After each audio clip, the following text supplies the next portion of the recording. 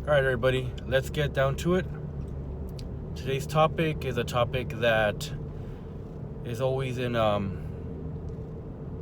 it's always in debate, which is basically it's kind of like the the best defense against a knife type of thing. In this case, this video is martial arts, the best defense against a gun. So a lot of you are already thinking like, yeah, there's no best defense against a gun. So to save you the trouble of going through this whole video, I'll let you know that there isn't a best defense using martial arts against a gun. You know, that doesn't make any sense. If somebody has a gun and their intent is to shoot you, and you try to use martial arts to defend yourself, you're gonna get shot. I mean, that's not. I mean, the gun is a tool that's made to harm people. If somebody has that tool, their chances of harming you are at 100%. I mean, that's the whole point. So you might watch all these videos with self-defense tactics, where you defend yourself against a gun. And don't get the wrong idea. These self-defense videos that you watch, and I'm actually for it, but you gotta have the right mentality towards it. These self-defense videos that are teaching you what to do when somebody has a gun towards you, this is meant as a last resort. These are always last resorts, meaning if you're already gonna get shot, you might as well do something about it. So I'm not encouraging to be in a situation where you know, if somebody has a gun pointed at you, you have to act. It's mainly if you know you're gonna get killed, you're gonna get shot. I mean, because there's also a lot of instances where somebody will point a gun at you because, you know, they're trying to rob you. Their intention may not be to harm you, but they just want to take what you have. Now, obviously, you don't know that for sure. You don't know what goes on in the mind of somebody who has a gun towards you. So, unfortunate, that's not something that you can prepare for psychologically. But remember, just the same way a hammer is a tool that's made to hammer nails into a piece of wood, you know, a gun is made to puncture bullets into somebody's body. I mean, it's mainly used for that. Now, speaking for all martial arts, most of martial arts were created during a time where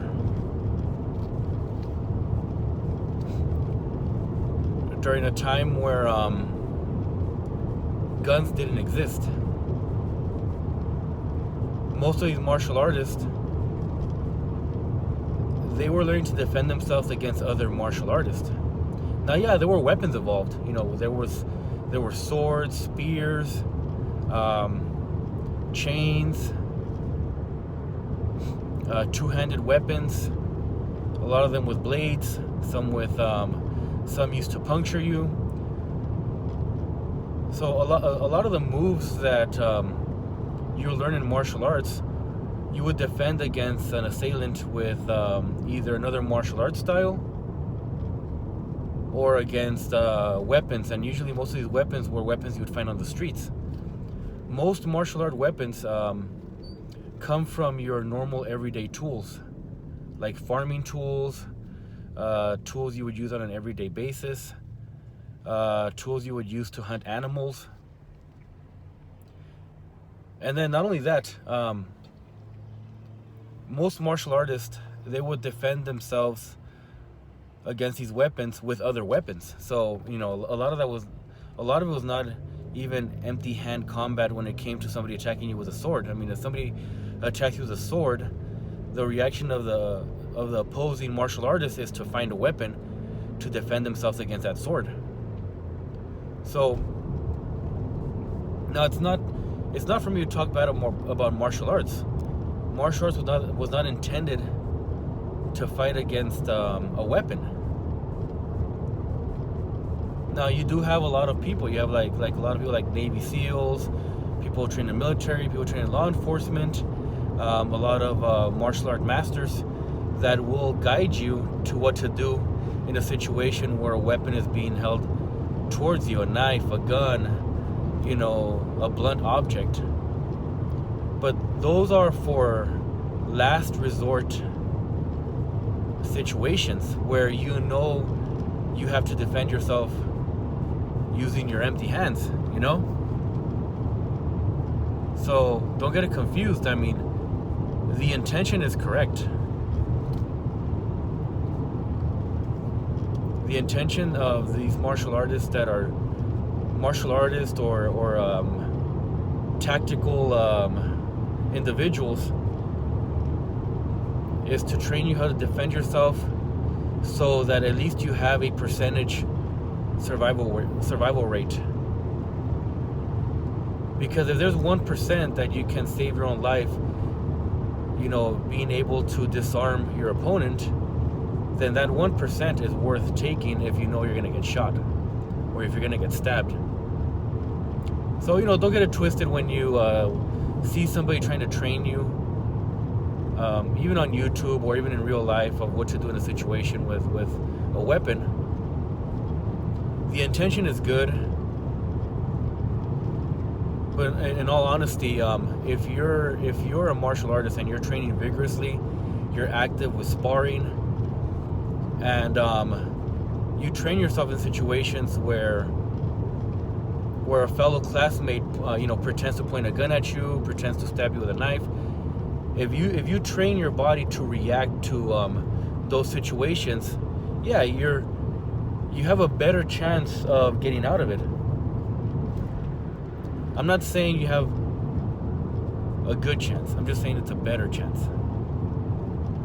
What happens is that as a martial artist, you grow your reaction a lot stronger, so that maybe you'll catch somebody pulling a gun out and you catch them before they fully point it at you. Maybe you're in a situation where you can run away and you know somebody might not be a good aim, because at the same time, somebody with a gun, you don't know if they're good at shooting. They may actually just have a gun, and the thing about a gun is that you have to know how to use it as well, and the person pointing it at you might not know what to do with it. They might aim at you, but it might be hitting the other direction. If you're a moving target, it's a lot harder. Remember, it's a small bullet that has to pierce you. So you can move away from a bullet coming at you. You know, it's to hit somebody dead on. It does take its own skill. And another one is somebody might pull a gun at you, but their intention is not to kill you. They want to scare you. So having an idea of how to react in a situation like this, it can save your life. Doesn't mean it will. It can. There's a possibility. There have been individuals that when somebody pulls a gun at them, they react quicker than the person that wants to harm them, and end up coming out on top. It does happen. But most likely, if you're in a situation where somebody pulls a gun at you, well, yeah, your chance of survival have dropped, you know, in more than 90%. So, you know, these videos you see on YouTube, these trainers that are trying to train you to defend against a weapon, law enforcement, people in the military trying to teach you what to do in those situations, it's to heighten your survival rate. But I mean, even soldiers get killed, even people in the law enforcement get killed by guns, you know, civilians, innocent people, you know, people not so innocent, they all get killed by guns. Doesn't matter their experience level with combat.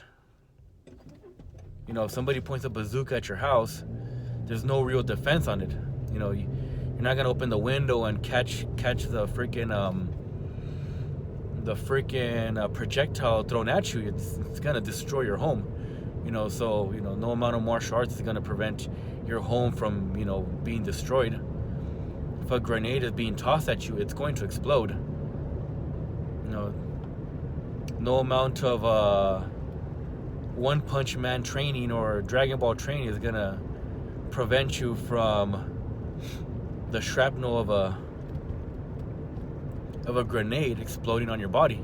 So, you know, weapons are dangerous. They're made to be dangerous. Martial arts were made during a time when these weapons didn't exist. I mean, your best defense to a lot of weapons is tactical armor, a bulletproof vest. But honestly, one of the things that you do learn when it comes to combat in all fields is how to avoid being in a situation where, you know, you're around individuals that might have weapons. You know, don't go to a gas station in the middle of the night if it's not a good neighborhood.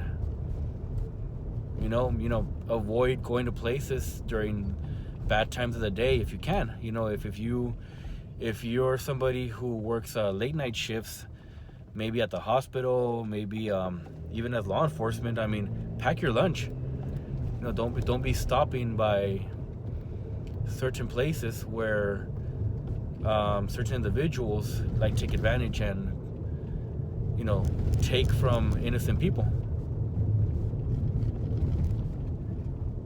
Fill up your tank, you know, in the afternoon or in the morning, so that you don't have to be pumping gas in the middle of the night in a deserted gas station where a lot of this stuff tends to happen. And if you live in an area where there's a lot of violence, a lot of break-ins, I mean, there's not much advice I can give there other than, like, you know, do your best to get out of there. You know, I mean, it's just being realistic. If you're in a place where there's constant violence, you're not gonna change the place. You either adapt to where you live or you get out of it. Get out of there, you know? Anyways, leave your comments, leave your thoughts, leave your disagreements. You know, if you feel that there is ways to defend against guns and knives and everything, and, you know, I just don't have that experience level to give advice on it, then feel free to leave comments. You know, I'm always up